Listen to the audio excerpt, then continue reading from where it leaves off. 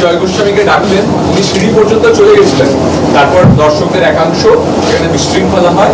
আমি দেখেছি ওসমান দাও বলেছিলেন যে শান্ত হতে, কিন্তু সম্ভবপর হয়নি। আপনার অনুভূতিটা আপনি কি বলছেন? না, আমার খারাপ লেগেছিল, কারণ ওটা তো শুধু জয়কে অপমান করা হয়নি, আমাকেও অপমান করা হয়েছে, কারণ আমি তো জয়কে ডেকেছিলাম।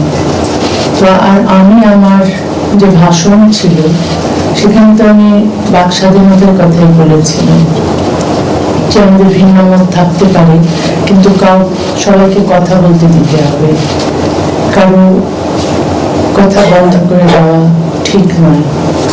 আমি তো ঠিক যে কথাটাই বলেছিলাম, যারা আমার কথা পছন্দ করেছিলেন তাদের মধ্যেই কি তারা ছিলেন যারা জয় গোস্বামীকে মঞ্চে উঠতে দেননি? তাহলে তো দুরকম হয়ে গেল না? একদিকে একজন যখন মত প্রকাশের অধিকারের পক্ষে বলছে তখন তোমরা তাকে সমর্থন করছো, কিন্তু মত প্রকাশের অধিকারের জন্য যখন বাস্তবে তিনি আরেকজন কবিকে ডাকছেন, তুমি তখন তার কথা শুনতে চাইছো না।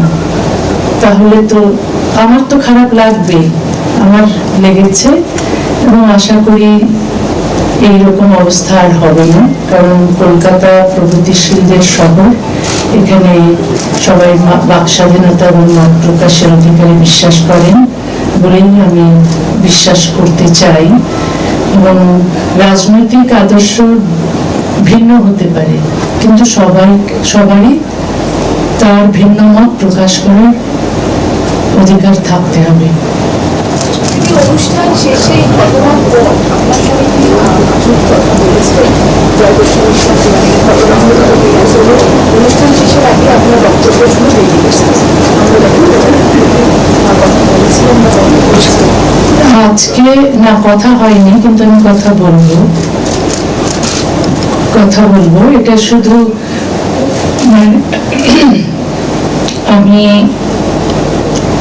আমি আজ বা কাল যাবো তার বাড়িতে কথা বলতে, এটাও ভেবেছি আমি। তাসলিমাদি, আপনি তো তিনটে সরকারকে দেখলেন, বাম সরকার, তৃণমূল সরকার এবং এখন বিজেপি সরকার। এই তিনটে সরকারের মধ্যে আপনার চোখে কি পার্থক্যটা আপনি দেখতে পারেন? পার্থক্য তো আছে। এক সরকার আমাকে বের করে দিয়েছিলেন, দ্বিতীয় সরকার আমাকে আসতে দেননি, তৃতীয় সরকার আমাকে আসতে দিয়েছেন। তো তিনটে পার্থক্য তো আছে। এখন সেই পার্থক্যটা না দেখে এই যে আমি আসতে পারলাম সেটাকে আমার মনে হয় সেলিব্রেট করা উচিত, এবং আমি খুবই আনন্দিত যে আমি আসতে পেরেছি। এবং শুধু আমি বিশ্বাস করতে চাই যে এই সরকার মত প্রকাশের অধিকারে বিশ্বাস করেন, এই সরকার বাক স্বাধীনতায় বিশ্বাস করেন। শুধু আমি আসতে পেরেছি, আমি ভিন্ন মত প্রকাশ করলেও আমি এখানে এই শহরে বা এই রাজ্যে প্রবেশ করার স্বাধীনতা পেয়েছি, সেটাতেই আমি সীমাবদ্ধ থাকতে চাই না। আমি চাই অন্য যাদের ভিন্ন মত আছেন তারাও যেন একই রকম স্বাধীনতা উপভোগ করেন। দিদি, তৃণমূলের সাংসদ কল্যাণ বন্দ্যোপাধ্যায় উনি গতকালকে বলেছেন যে আপনি অনেক পিছিয়ে রয়েছেন, উনি জানেন না পশ্চিমবঙ্গে কতটা সংখ্যালঘুদের উন্নয়ন হয়েছে, আপনি ব্যাকডেটেড হয়ে রয়েছেন। কিন্তু উনি এও বলেছেন উনি আপনার লেখা পড়েন, আপনার লেখা ভালো লাগে, কিন্তু আপনি অনেক পিছিয়ে রয়েছেন এখনো, এমনটা বলেছেন কল্যাণ। তাহলে পিছিয়ে আছি যদি, তাহলে আমি এগিয়ে যাওয়ার চেষ্টা করব।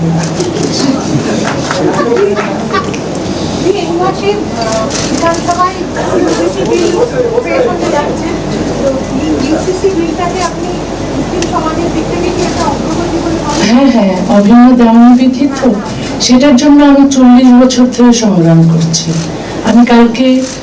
আমি বলেছিও যে বাংলাদেশে এবং ভারতবর্ষে, পাকিস্তান, এই উপমহাদেশে এই অভিন্ন দেওয়ানি বিধির খুব দরকার। আসলে পৃথিবীর যে কোনো সভ্য দেশেই এই অভিন্ন দেওয়ানি বিধি আছে, কারণ এক দেশ এক আইন আমরা চাই, সবার জন্য সমান আইন চাই। বিশেষ করে নারীরা ধর্মীয় আইনের অধীনে যদি থাকে তাহলে তাদের বিরুদ্ধে বৈষম্য আমরা দেখি, নির্যাতন দেখি। তো সেইগুলো চলে যায় যদি আমরা সমান অধিকারের ভিত্তিতে অভিন্ন দেওয়ানি বিধি তৈরি করি, এবং এটা মাস্ট, এটা সভ্যতার প্রথম শর্ত। কারণ এখানে আমরা দেখছি মুসলিম মেয়েরা বৈষম্যের শিকার হচ্ছে। বাংলাদেশে হিন্দু মেয়েদের কোনো অধিকার নেই, ওখানে হিন্দু মেয়েরা কোনো পিতার সম্পত্তির অধিকারী হতে পারেন না। তারা ওখানে হিন্দু পুরুষেরা বহুবিবাহ, ওখানে তাদের বহুবিবাহ প্রথা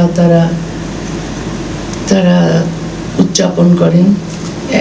যে কোনো হিন্দু পুরুষ প্রচুর বিয়ে করতে পারেন, কোনো হিন্দু মেয়ের ডিভোর্স করার স্বাধীনতা নেই। কিন্তু ভারতবর্ষে সেই হিন্দুদের জন্য যে আইন ছিল 1956 হিন্দু অ্যাক্টে, সেটা সমানাধিকারের ভিত্তিতে করা হয়েছে, কিন্তু বাংলাদেশে করা হয়নি।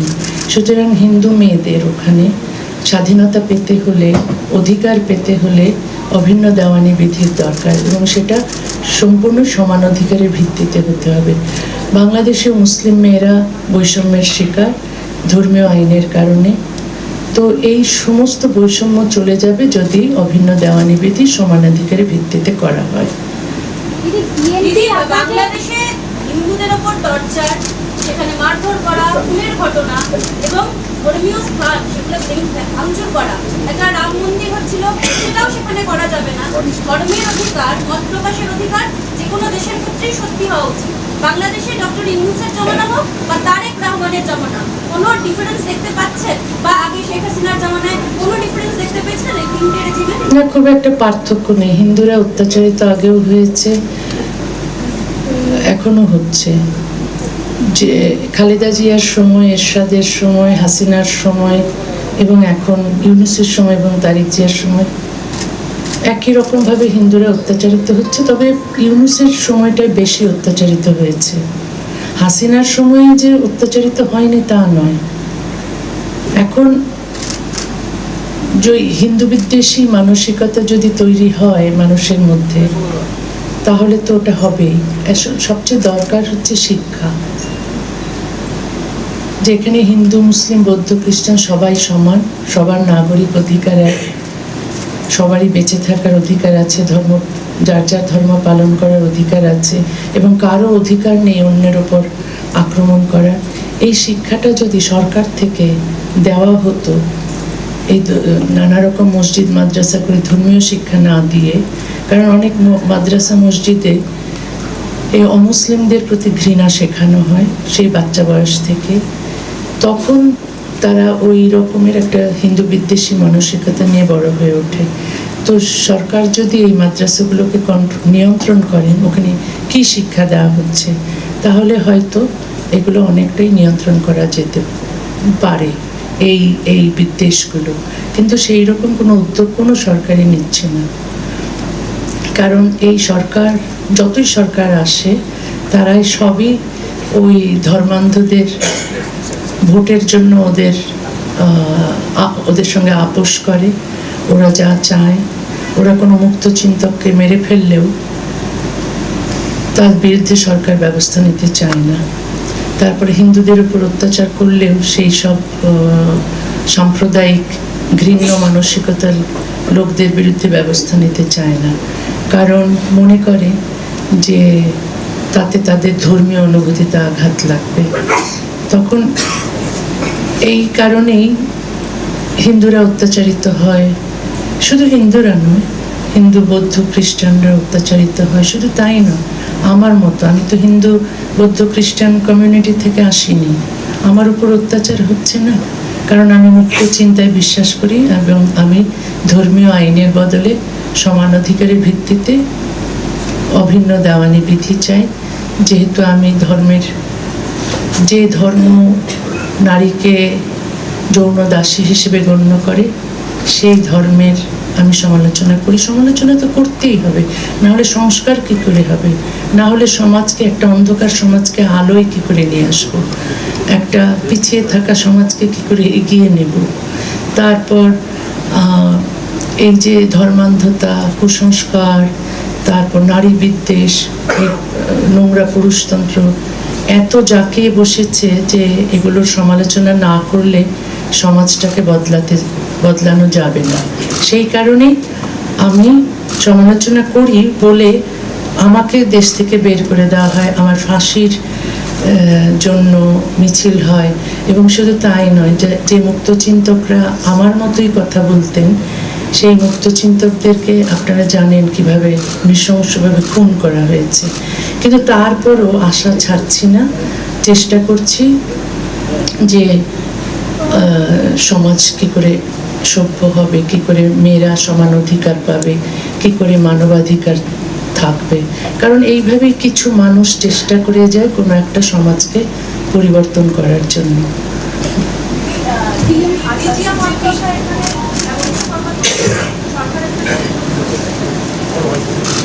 কে বলছেন?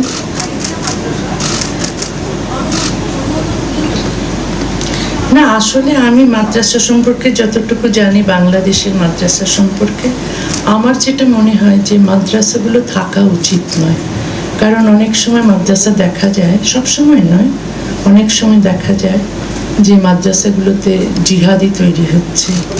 কারণ এখন আপনারা যদি দেখেন নিউজগুলো, বা মাদ্রাসায় শিশুর ধর্ষণ চলছে, শিশু নির্যাতন চলছে, বলাৎকার চলছে, এবং ইমাম, মাদ্রাসার শিক্ষক এরা ধরা পড়ছে, এরা জেলে যাচ্ছে। কিন্তু এদের এই শুধু তো শাস্তি দিলে হয় না, এই শিক্ষা ব্যবস্থার পরিবর্তন দরকার। আর মাদ্রাসার আমার মনে হয় না কোনো দরকার আছে, কারণ এই মাদ্রাসা থেকে পাশ করে কেউ কিছুই করে না। মানে কেউ, এটা হচ্ছে কি যে ওরা এক ধরনের ভিক্ষে করে খায়, চাঁদা তোলে খায় না। তো এই মাদ্রাসাগুলো না হয়ে বরং সব মাদ্রাসাগুলো সেকুলার স্কুল হয়ে যাওয়া উচিত। আর প্রচুর মসজিদ গড়ে উঠেছে যেগুলো জিহাদি তৈরির কারখানা। তো সবগুলো বলছি না, কিছু কিছু। তো ওই একটু মানে কিছু হলে কেউ যদি খুব টাকা কড়ি করে তাহলেই না একটা মসজিদ বানিয়ে দেয় কোথাও। তো এত মসজিদের দরকার নেই, এত মসজিদের দরকার নেই। এটাও আসলে সরকারের কন্ট্রোল করা উচিত। এবং সরকার নিজে থেকে ধর্ম প্রচার করুক সেটাও তো ঠিক নয়। কারণ সেকুলার কান্ট্রি হতে গেলে ধর্মকে রাষ্ট্র থেকে পৃথক করতেই হবে, এবং এটা সভ্যতার প্রথম শর্ত। সেটা প্রত্যেকটা দেশে, সভ্য দেশেই আছে, ধর্মের সঙ্গে রাষ্ট্রের কোনো সম্পর্ক থাকতে পারবে না। তো এইসব অনেক কিছু আছে যেগুলো করলে সমাজ উন্নত হয়, হ্যাঁ, রাষ্ট্র ব্যবস্থা ভালো হয় এবং মানুষ অনেক অধিকার এবং স্বাধীনতা নিয়ে বাঁচতে পারে। আপনাকে সোশ্যাল মিডিয়ায় ফলো করে আপনি জুলাই মাসের লাস্ট উইক একটা টুইট করেছিলেন এক্সে, এই সিজেপি ছাত্রদের মুভমেন্ট নিয়ে একটু ক্রিটিক্যালি আপনি বলেছিলেন যে এর বাংলাদেশের প্যানেলের সঙ্গে আপনি বলেছিলেন এটার পরিণতি ঠিক হয়নি। তো সেইটা নিয়ে যদি না, আমি তো এখানে ঠিক ফলো করিনি কি হচ্ছে, তবে আমি ওটা দেখে একটা ছোট ভিডিও ক্লিপ দেখে আমার মনে হয়েছিল যে বাংলাদেশের যে 2024 যে ছাত্র আন্দোলন হয়েছিল ওটার মতোই মনে হয়েছে। কারণ সেই ছাত্র আন্দোলন বাংলাদেশের 24 আমাদের বোকা বানিয়েছিল। কারণ আমরা ভেবেছিলাম সত্যিকার সব ছাত্ররা এসেছে, তারা কোটা চাইছে না, কোটা উঠিয়ে দিতে চাইছে, তো ঠিক আছে, এটা হতেই পারে। শেখ হাসিনা তখন বলেছিলেন ঠিক আছে, ওটা সংশোধন করে দিচ্ছি। কিন্তু শেষ পর্যন্ত সরকার পতনের আন্দোলনে গেছে এবং সরকার পতন হয়েছে, এবং আমরা টের পেয়েছি, দেখেছি, প্রমাণ পেয়েছি যে আসলে এই আন্দোলনের পেছনে জিহাদিরা ছিল এবং জিহাদিরাই পরে দখল করেছে দেশ। তো পরিণতিটা ভালো হয়নি। সেই জন্য আমি বলেছি সব ছাত্ররা কোথাও জমায়েত হলেই বা আন্দোলন করলেই সেটা যে সবসময় যে খুব পরিণতি ভালো হয় তা নয়। দিদি দিদি একটা প্রশ্ন Ma'am, do you think that foreign money and those jihadis who wants to break the country apart were also behind this protest in Delhi, like the Cockroach Janata Party's banner or something like that? আমি এই আন্দোলন সম্পর্কে খুব একটা জানি না। উনি জিজ্ঞেস করেছেন যে আমার কি মনে হয়েছিল, আমার প্রথম একটা ভিডিও ক্লিপ দেখে ওটাই মনে হয়েছিল। আমার জাস্ট মনে হওয়াটা আমি লিখেছি। দিদি আপনি মুক্ত চিন্তার বিষয়ে বলছিলেন, হ্যাঁ, কলকাতায় আপনার বাড়িতে স্থায়ীভাবে থাকতে চাইবেন? আমি এখনো সিদ্ধান্ত সেটা নিইনি। ওটা তো ভাড়াতে ছিলাম, ওটা নেই এখন আর। তো যদি আমি এখন পর্যন্ত সেটা সিদ্ধান্ত নিইনি, কখনো যদি নিই তাহলে আমি নিশ্চয়ই জানাবো যে আমি এখানে থাকতে চাইছি। দিদি আপনি দিদি আপনি মুক্ত চিন্তার বিষয়ে বলছিলেন।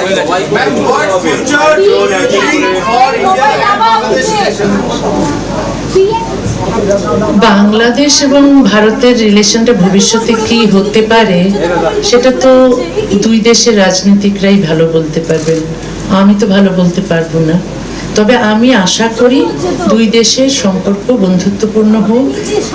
আমরা ৭১ দেখেছি, ৭১ কি করে ভারত সাহায্য করেছে বাংলাদেশ তৈরি হওয়ার জন্যে। সুতরাং আমরা যারা মুক্তিযুদ্ধে বিশ্বাস করি এবং আমরা যারা বাংলাদেশের স্বাধীনতায় বিশ্বাস করি, তারা ভারতের এই অবদানকে আমরা সবসময় স্বীকার করি। কিন্তু কিছু পাকিস্তানপন্থী জিহাদি আছে বাংলাদেশে, তারা এই ভারতকে শত্রু বলে মনে করে। এই সংঘাত চলছেই আমাদের। তবে যারা যুক্তিবুদ্ধি সম্পন্ন মানুষ, যারা শুভবুদ্ধি সম্পন্ন মানুষ, মুক্তিযুদ্ধের পক্ষের মানুষ, তারা সবাই ভারতের পক্ষে আছে এবং চাই ভারত এবং বাংলাদেশের মধ্যে সুসম্পর্ক থাকুক। দিদি আপনি মুক্ত চিন্তার বিষয়ে বলছিলেন, দিদি আপনি চুপ করুন না।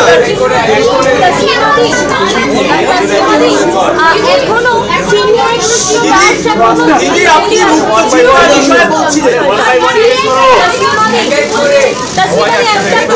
দিদি আপনি মুক্ত চিন্তার বিষয়ে বলছিলেন। বাংলাদেশে আমি অনেক প্রতিবাদ করেছি। চিন্ময় কৃষ্ণ দাস জেলে, তাকে জেলে নেওয়া হয়েছে অকারণে। ওখানে এটা প্রতিবাদ আমরা অনেকেই করছি, শুধু অনেকেই আমরা করছি। আপনি যদি দেখেন বাংলাদেশের সোশ্যাল মিডিয়াতেই দেখেন, আমরা প্রতিবাদ করছি। হিন্দু, বৌদ্ধ, খ্রিস্টান, মুসলমান, আস্তিক, নাস্তিক, যারাই মুক্ত চিন্তার মানুষ, তারাই আমরা প্রতিবাদ করছি। কিন্তু আমাদের প্রতিবাদের কাজ হয় না। সরকার কি কারণে তাকে বন্দি করে রেখেছে, আমরা অনুমান করতে পারি। হয়তো চিন্ময় কৃষ্ণ দাস হিন্দুদেরকে যেভাবে আশা দিচ্ছিলেন, তারপর সংগঠিত করছিলেন, তাতে মনে হয় অনেকের অসুবিধে হচ্ছিল, বিশেষ করে সরকারের। তো এই সরকাররা তো কখনো মুক্ত চিন্তার পক্ষে বা বাক স্বাধীনতার পক্ষে থাকে না, বলে বটে, কিন্তু দেখা যায় প্র্যাকটিক্যালি তারা থাকে না। তো এইসব অন্যায় তো করেই যাচ্ছে সরকার। তো আমরা অন্যায়ের বিরুদ্ধে তো এখনো আশা আছে যে অন্যায়ের বিরুদ্ধে প্রতিবাদ করে মানুষ আছে।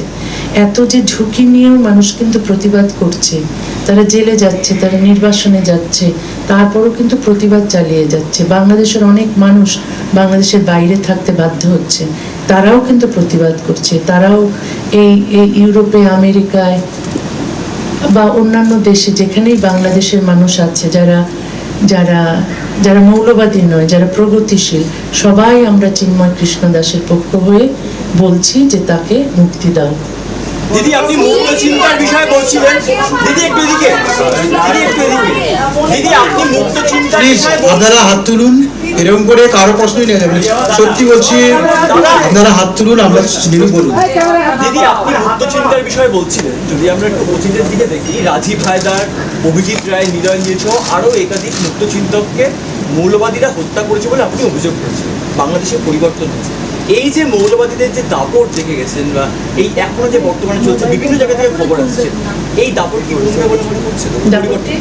মৌলবাদীদের এই দাপট মানে মুক্ত চিন্তকদের ওপর রাজ্যে মানে দেশে পরিবর্তন হয়েছে, বাংলাদেশে কমবে? এখন তো কমার কোনো লক্ষণ দেখছি না, বরং বাড়ছে। এখন আমরা জামাতে ইসলামীকে কখনো প্রধান বিরোধী দল হিসেবে কখনো দেখিনি, এখন দেখছি। এখন তারা সংসদে বসছে। প্রধান বিরোধী দল যদি আওয়ামী লীগ থাকতো তাহলে ভালো হতো, কিন্তু এখন যেহেতু আওয়ামী লীগকে ব্যান করেছে, তাই প্রধান বিরোধী দল হিসেবে জামাতে ইসলামী আছে, এবং এটা কখনোই ভালো লক্ষণ নয়। কারণ এই জামাতে ইসলামী নারীর অধিকারের বিরোধী, তারা সংখ্যালঘুদের অধিকারের বিরোধী, তারা তো সভ্যতা চায় না, তারা তো সেই সপ্তম শতাব্দীর আইন চায়। এই একবিংশ শতাব্দীতে তারা সপ্তম শতাব্দীর আইন নিয়ে আসতে চায়, শরিয়া আইন চায়। তো ওটা হলে তো কোনো সংখ্যালঘু ওখানে বাঁচতেই পারবে না, কোনো নারীও বাঁচতে পারবে না। তো সেই কারণে অন্ধকারের দিকেই যাচ্ছে। মুক্তচিন্তকরা তো দেশে এখন আর থাকতেই পারছে না, তারা মুখ খুলছে দেশের বাইরে গিয়ে। প্রচুর মুক্তচিন্তক বাংলাদেশ থেকে বেরিয়ে এসে এখন নেপালে থাকছে, কেউ ভারতে থাকছে। কালকে দুজন মুফতি মাসুদের সঙ্গে দেখা হলো, যিনি এককালে মুফতি ছিলেন, ইমাম ছিলেন, এখন কিন্তু নাস্তিক হয়েছেন। তো তারও দেশে নিরাপত্তা নেই। তারপর প্রচুর মুক্তচিন্তক এখন ইউরোপে, আমেরিকায় বাস করতে বাধ্য হচ্ছে। শুধু আমি নই, আমার মতো আরো অনেকেই আছে। এখন আমরা যদি দেশে গিয়ে নিরাপদে থাকতে পারি, তখনই বুঝতে হবে দেশ সভ্য হয়েছে। কিন্তু এই দেশকে সভ্য করার কোনো উদ্যোগ তো কোনো সরকারই নিচ্ছে না। সরকার নিজের স্বার্থ দেখছে, ধর্মকে ব্যবহার করছে, এই ধর্মকে ব্যবহার করে অনন্তকাল ক্ষমতায় থাকতে চাইছে। এটা প্রতিটি সরকারের এই একটা সমস্যা।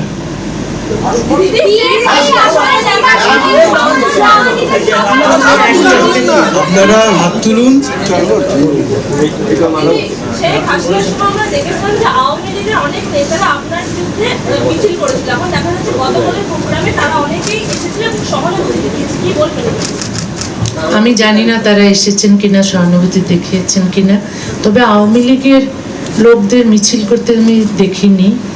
আমার বিরুদ্ধে যারা মিছিল করেছে তারা তো সব ইসলামী মৌলবাদী জিহাদি এরাই।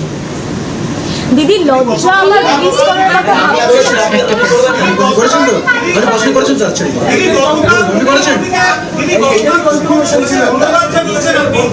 গতকাল মুখ্যমন্ত্রীকে ধন্যবাদ জানিয়েছেন আপনি, তার সঙ্গে আরেকটা শব্দ মানে একটা সেন্টেন্সও বলেছেন যে কৃতজ্ঞতা কখনো আনুগত্যের চুক্তি হতে পারে না। এটার একটু ব্যাখ্যাটা দিতে। এটার মধ্যে, এই লাইনের মধ্যেই তো ব্যাখ্যাটা আছে।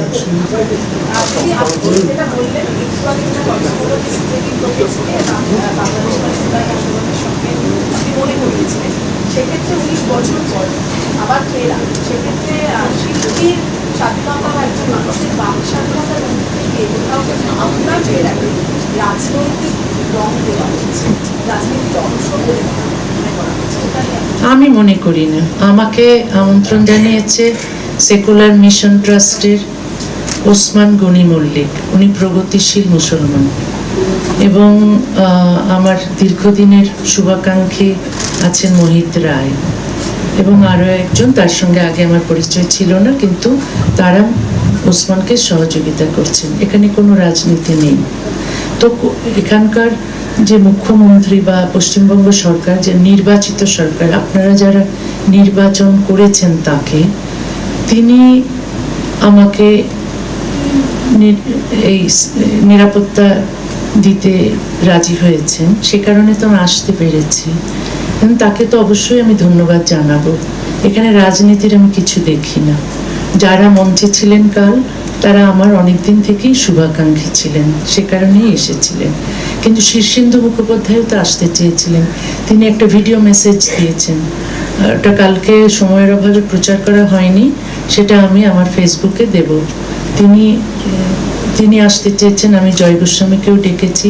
এখানে রাজনীতির কিছু নেই, এবং রাজনীতিক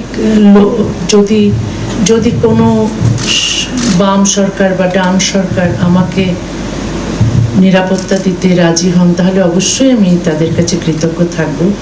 বাম সরকার যখন ছিলেন তখন তো আমি ছিলাম, আমাকে তখন তারা নিরাপত্তা দিয়েছেন। তাতে আমি লেখকই থাকি, আমার যে আদর্শ সেই আদর্শই থাকে। আমি সেই জন্যে কোনো সরকার নিরাপত্তা দেয়, এই যে আমি কেরালা যাই বা অন্য কোনো রাজ্যে যাই, এই যে আমাকে নিরাপত্তা দেওয়া হয় সেখানে, আমি কি সেই সরকারের রাজনীতির অংশ হয়ে যাই? তা তো নয়। আমি আমার মতোই থাকি। আমার যা কথা বলা, যে মত প্রকাশের অধিকারের পক্ষে, নারীর অধিকারের পক্ষে, মানবাধিকারের পক্ষে, ধর্মনিরপেক্ষতার পক্ষে, সেগুলো সমুন্নত রাখি। যে সরকারি আমাকে নিরাপত্তা দেয়, এটা হয়তো একটা দায়িত্ব হিসেবে পড়ে, যেহেতু আমার জীবনের হুমকি আছে, কিন্তু এখানে রাজনীতি আসে না কোনো।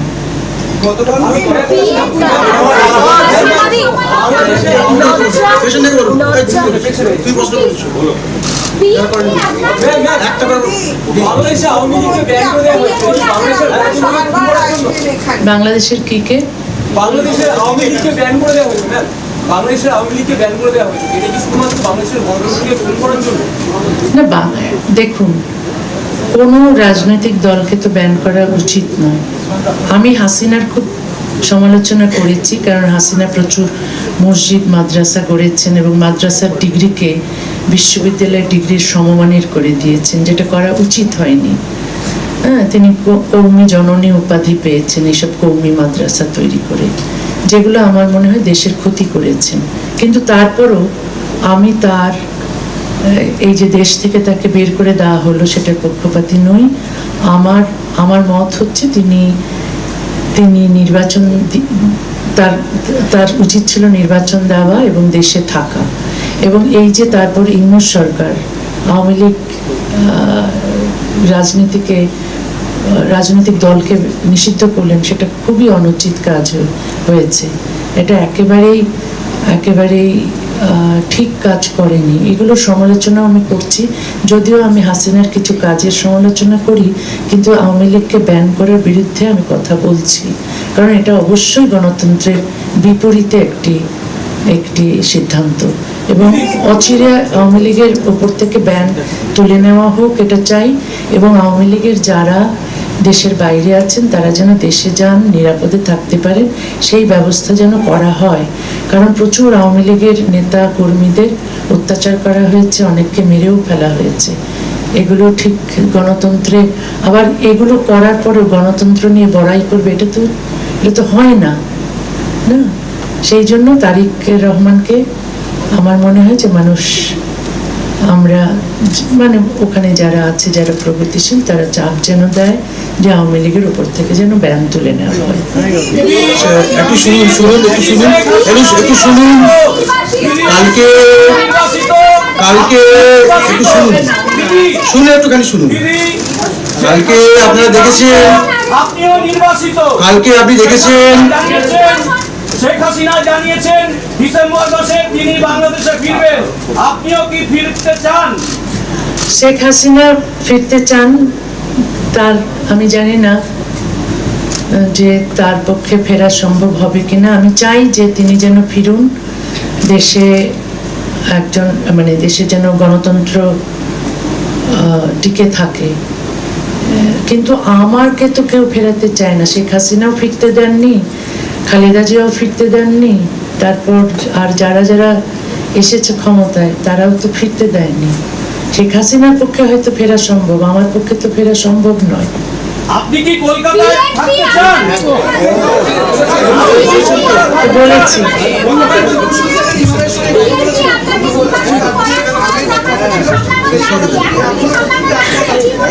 শুনুন, কালকে দিদির একটা বড় প্রোগ্রাম হয়েছে, অনেকক্ষণ কথা বলেছেন, আবৃত্তি করেছেন, তার গলার অবস্থা খারাপ। আমরা 3টে কি 4টে প্রশ্ন নেব, দিদি বলেছেন 3টে কি 4টে প্রশ্ন নেব। অনুগ্রহ করে যারা প্রশ্ন করেননি তারা করুন, পেছন দিক থেকে করুন, দিদি লজ্জা আবার কি আপনি বার মানতে চাইছেন?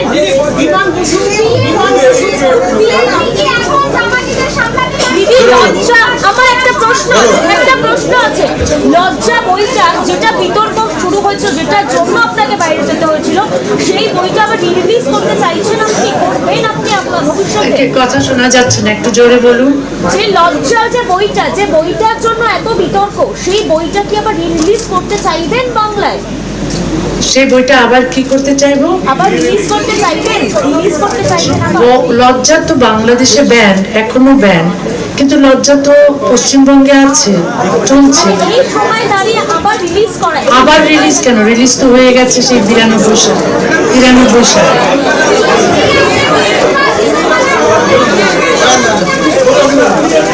আপনি বেছে নেবেন।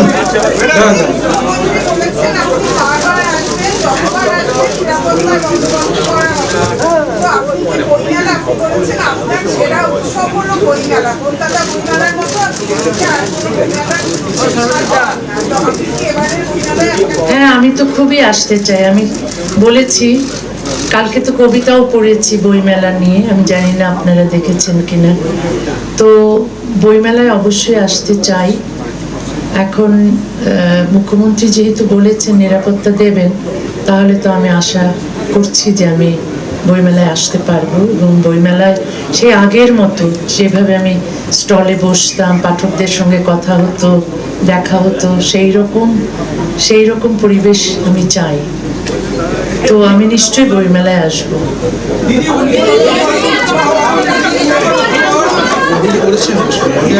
আপনি একটা প্রশ্ন করেছিলেন,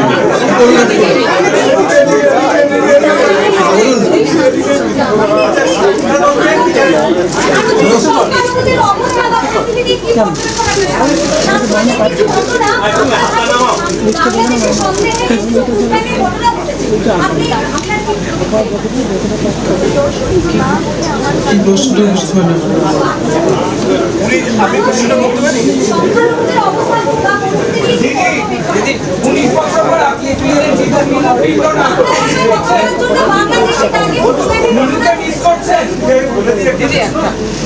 সংখ্যাতত্ত্বের বরিষ্ঠতার ভিত্তিতে যে সরকার তৈরি হয়, আমি আমাদের সাবকন্টিনেন্টে করা বলছি না, সেই যে সরকার তৈরি হচ্ছে প্রতিটা জায়গাতে, এবং পরবর্তীকালে আমরা দেখছি সংসদ সাংসদ অথবা বিধানসভায় এমএলএ কেনা বেচা, এইগুলো চলছে আমাদের সাবকন্টিনেন্টে। তাই এই ব্যবস্থার মাধ্যমে কি মুক্তচিন্তকদের যে ব্যবস্থা বা মানে সাম্য, সেটা কি তৈরি হওয়া সম্ভব?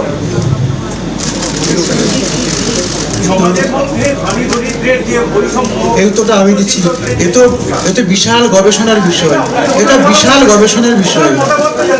না এই একটা স্পেসিফিক। আমার মনে হয় যে কোনো পরিবেশেই মুক্তচিন্তক জন্ম নিতে পারে। এটা মানে সাম্য থাকলেই যে জন্ম নেবে তা নয়, অসাম্য থাকলেও জন্ম নেবে। এবং আমরা দেখেছি পৃথিবীর প্রতিটি দেশে মুক্তচিন্তক আছেন।